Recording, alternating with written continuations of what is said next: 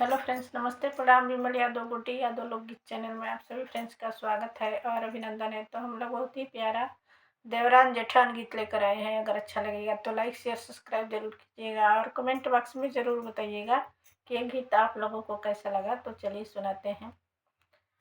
तुम हमारे घर आना जेठानी रानी, तुम हमारे घर आना जेठानी रानी।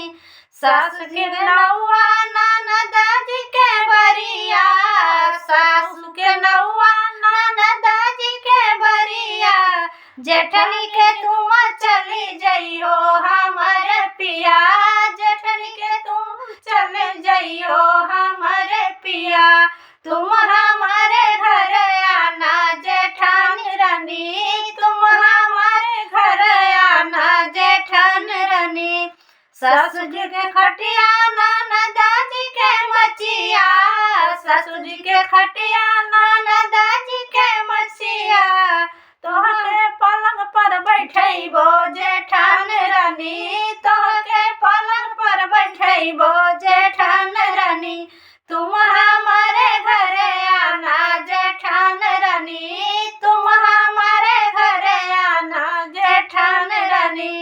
ससुर चली गईली ननदा चली गईली, ससुर चली गईली ननदा चली गईली। तुम हमारे घर रहना जेठानी रानी, तुम हमारे घर रहना जेठानी रानी। तुम हमारे घर रहना जेठानी रानी।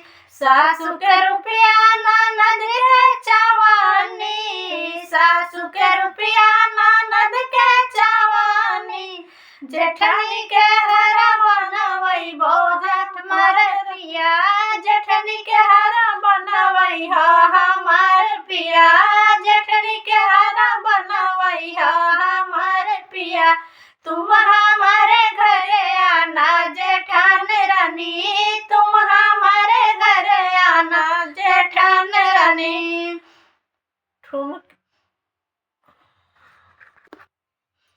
झुमका में जीरा चोराई, झुमका में जीरा चोराई, झुमका में जीरा चोराई।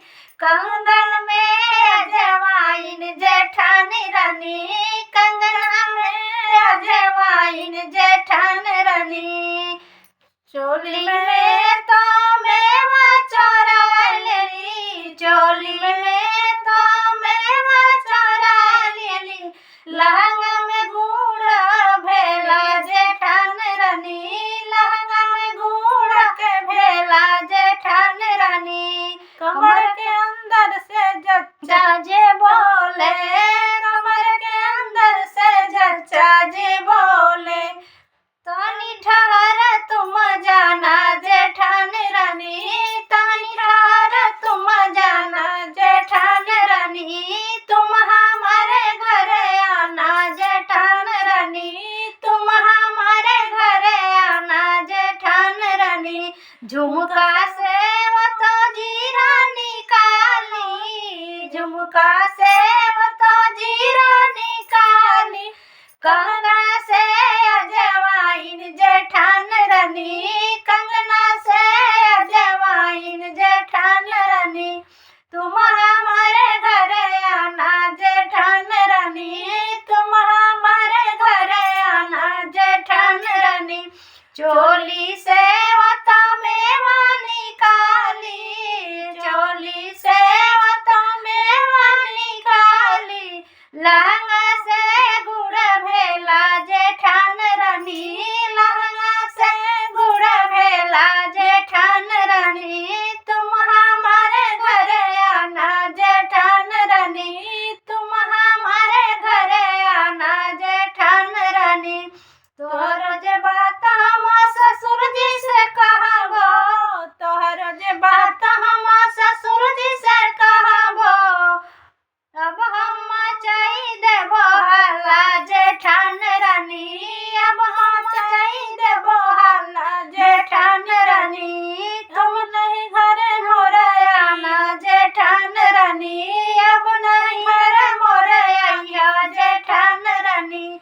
अब नहीं घर मोरैया जेठान रानी, ये सब बात तोरे मैं के बताई देबो, ये सब बात तोरे मैं के बताई देबो, जेठान रानी तोरे मैं का छोड़ैबो।